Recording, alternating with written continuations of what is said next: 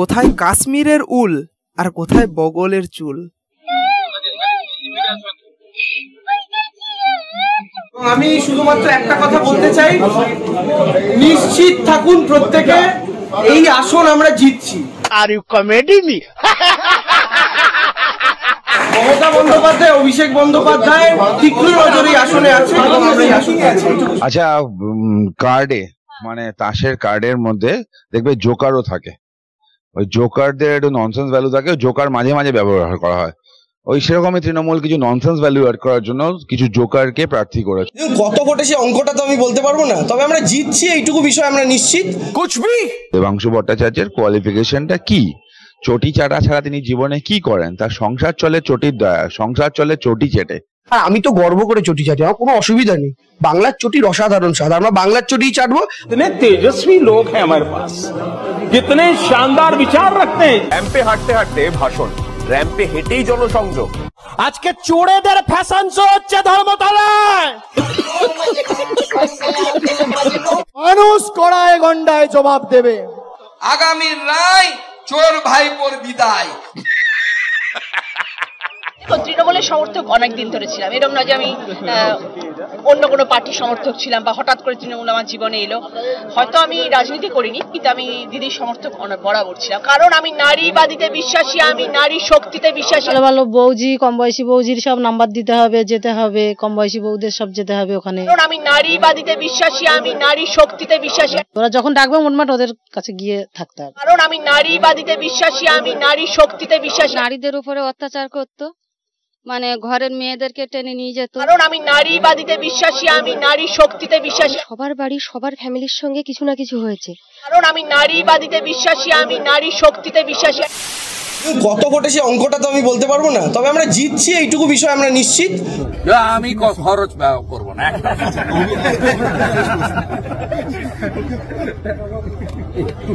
একদিকে গঙ্গা, অন্যদিকে নর্দমা। একদিকে গঙ্গা, অন্যদিকে নর্দমা। নমস্কার, আমি অভিজিৎ, আপনারা দেখছেন আমার ছোট্ট ইউটিউব চ্যানেল মেদিনীপুরের পোলা। তো আজকের ভিডিওর প্রধান টপিক হচ্ছে যে কোথায় কাশ্মীরের উল আর কোথায় বগলের চুল। সেই সঙ্গে আমরা আজকে এইটাও দেখবো যে তৃণমূলের প্রার্থী ঘোষণা হওয়ার পর সেই সমস্ত প্রার্থীরা কে কি বলছেন সেটাও একটু দেখবো। তো চলুন ভিডিওটা শুরু করা যাক। চলো ভাই, শুধুমাত্র একটা কথা বলতে চাই, নিশ্চিত থাকুন প্রত্যেকে, এই আসন আমরা জিতছি। আপনারা সকলেই জানেন যে তমলুকে দেবাংশু ভট্টাচার্যকে তৃণমূলের প্রার্থী হিসাবে দাঁড় করানো হয়েছে, কিন্তু বিজেপির তরফ থেকে এখনো কোনো প্রার্থী ঘোষণা করা হয়নি তমলুকে। কিন্তু এমনটা মনে করা হচ্ছে যে ওইখানে অভিজিৎ গাঙ্গুলি অর্থাৎ প্রাক্তন বিচারপতি অভিজিৎ গঙ্গোপাধ্যায় তিনি ওইখান থেকে দাঁড়াবেন, অর্থাৎ দেবাংশু ভট্টাচার্য ভার্সাস প্রাক্তন বিচারপতি অভিজিৎ গাঙ্গুলি।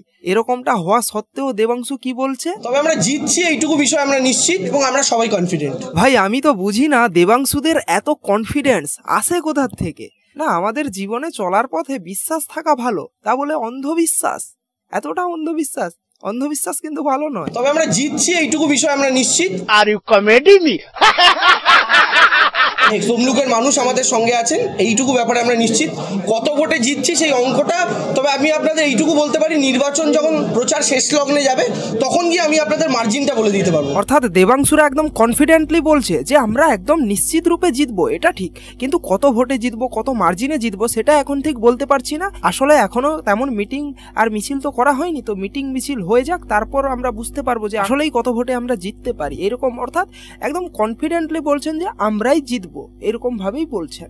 কত ভোটে জিতছি সেই অঙ্কটা, তবে আমি আপনাদের এইটুকু বলতে পারি, নির্বাচন যখন প্রচার শেষ লগ্নে যাবে তখন গিয়ে আমি আপনাদের মার্জিনটা বলে দিতে পারবো। কুছবি কিন্তু আমার কথা হচ্ছে, এতদিন বিচার ব্যবস্থার সাথে যুক্ত থাকলেন, হঠাৎ করে মুড চেঞ্জ হলো, পলিটিক্সে ঢুকে গেলেন। ধরুন এলাকার মানুষ ভোট দিয়ে তাকে এমপি বানিয়ে দিল, তার যে আবার দুদিন পর মুড চেঞ্জ হয়ে তিনি বলবেন না না বাবা রাজনীতি আমি আর করবো না, তখন এলাকার মানুষ কপাল চাপড়াবে বসে বসে। এই রকম রিস্ক এলাকার মানুষ নেবেন না। দেবাংশুরা বলছেন যে অভিজিৎ গঙ্গোপাধ্যায় এতদিন বিচার ব্যবস্থার সঙ্গে যুক্ত ছিলেন এবং তারপর হঠাৎ করে তার মুড সুইং হলো এবং তারপর তিনি পলিটিক্সে যোগদান করলেন, কিন্তু এরকমটা নয়। অভিজিৎ গঙ্গোপাধ্যায় বিচার ব্যবস্থা থেকেও দুর্নীতিকে দূর করতে চেয়েছেন এবং তারপরে তিনি পলিটিক্সেও জয়েন করলেন। কি কারণে তিনি জয়েন করার আগেই বা জয়েন করার পরেই বলেছেন, বিজেপিতে যোগদান করার পরেই তিনি বলেছেন যে আসলে তিনি যোগদান করেছেন কারণ পলিটিক্সে এরকম সৎ মানুষের প্রয়োজন যারা দুর্নীতিকে দূর করতে পারে, তার জন্যই তিনি পলিটিক্সে যোগদান করলেন। সেই সঙ্গে দেবাংশুরা আরো কি বলছে যে অভিজিৎ গঙ্গোপাধ্যায়কে ধরুন তমলুকের মানুষেরা এমপি বানিয়ে দিল, তারপর তার হঠাৎ আবার মুড সুইং হয়ে গেল এবং তিনি পলিটিক্স ছাড়বেন না এমন কি গ্যারেন্টি আছে? তো এর উত্তরে আমি বলতে চাই যে অভিজিৎ গঙ্গোপাধ্যায় পলিটিক্সে যোগদান করার আগেই এবং যোগদান করার পরেও তিনি প্রেস মিটিং করে বলেছেন যে তিনি যদি কোনো পদে থাকেন তাহলে তিনি মানুষের জন্যে মানুষের হয়েই লড়বেন, এবং এটুকু মানুষের বিশ্বাস আছে যে অভিজিৎ গঙ্গোপাধ্যায় কখনো কোনো দুর্নীতির সঙ্গে যুক্ত হতে পারেন না, এটুকু সাধারণ মানুষের বিশ্বাস হয়ে গেছে অলরেডি। আর এটা দেবাংশুদের বোঝা উচিত। সেই সঙ্গে আমি দেবাংশুদের আরো একটা কথা বলবো যে দেবাংশু যেটা বললো যে অভিজিৎ গঙ্গোপাধ্যায় এতদিন বিচারপতি ছিলেন, বিচার ব্যবস্থায় ছিলেন, তারপর তার মুড সুইং হলো, পরে তিনি পলিটিক্সে যোগদান করলেন।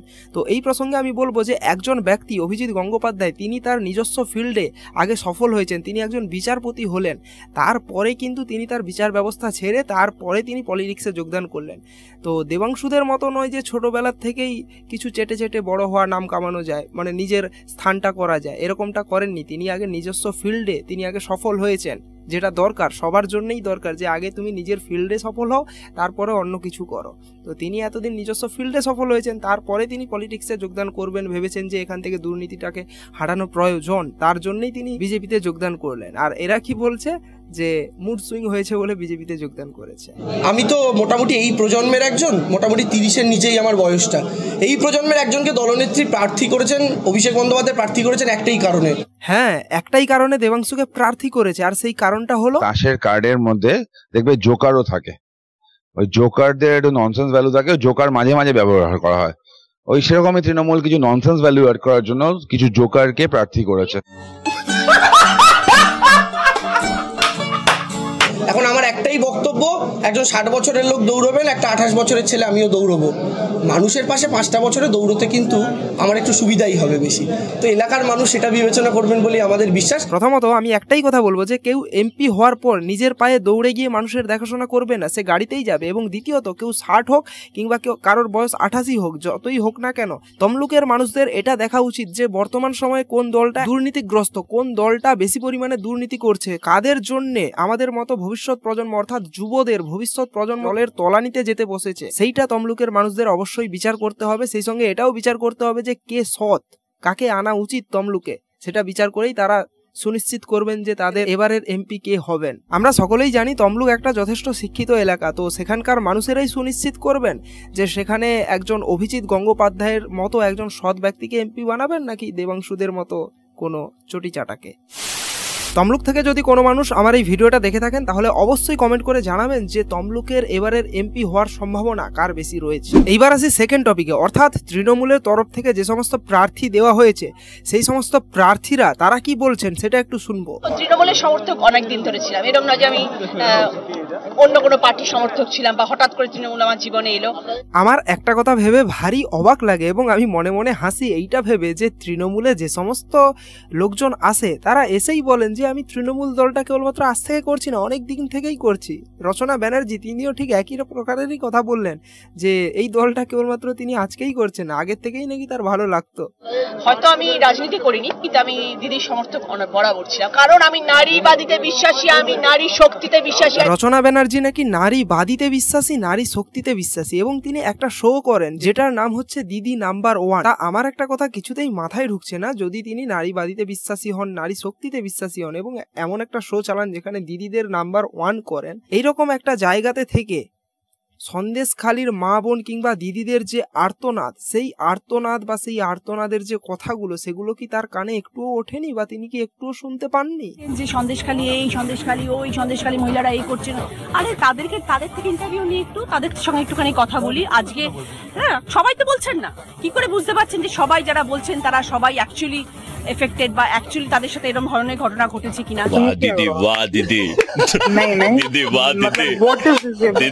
আমরা বহিরাগত আর কিভাবে চেক করবে, আর কিভাবে ওদেরকে দেখালে হবে? ওর নিজে একটা দিদি নাম্বার 1-এ সারাক্ষণ ওকে দেখছি আমরা, এতদিন ভাবতাম যে খুব ভালো, খুব সুন্দর, মানে খুব সম্মানীয় ব্যক্তি, এখন তো দেখতে পাচ্ছি পুরো মানে একদম চিটিংবাজ মহিলা। এদিকে বিষ্ণুপুরের আরেক তৃণমূল প্রার্থী তিনিও সন্দেশখালী প্রসঙ্গে কি বললেন, যে বড়ে বড়ে দেশোं में ऐसी छोटी छोटी घटना होता रहता है। सिमरन बड़ी बड़ी देशों में ऐसी छोटी छोटी घटना होता है। वाह दीदी वाह दीदी दीदी वाह दीदी। এবং মমতা বন্দ্যোপাধ্যায় সরকার থাকাকালীন 365 দিনে তার কাজ দেখে, তার উন্নয়ন দেখে। এদিকে সায়নী ঘোষেরা বলছেন যে মমতা বন্দ্যোপাধ্যায় 365 দিন কাজ করেছেন, উন্নয়ন করেছেন, তার দল 365 দিন কাজ করেছেন, উন্নয়ন করেছেন। হ্যাঁ, এটা ঠিক যে উন্নয়ন করেছেন, তবে সেটা কোন বিষয়ে? দুর্নীতিতে উন্নতি নিশ্চিত রূপে হয়েছে। সায়নী ঘোষেদের নেত্রী ভোটের আগে কি বলেন? উন্নয়ন করে দেবো, আরো কর্মতীর্থ করে দেবো, ডবল ডবল চাকরি হবে, ডবল ডবল শিক্ষা হবে, ডবল ডবল কাজ হবে। কিন্তু ভোটের পরে কি দেখা যায়? ডবল ডবল শিক্ষা, ডবল ডবল চাকরি কিংবা ডবল ডবল কাজ হোক না হোক, ডবল ডবল দুর্নীতি কিন্তু হচ্ছে। তৃণমূল কংগ্রেস কোনো দুর্নীতিকে টলারেট করে না, জিরো টলারেন্স বলা হয়েছে। Are you comedy me?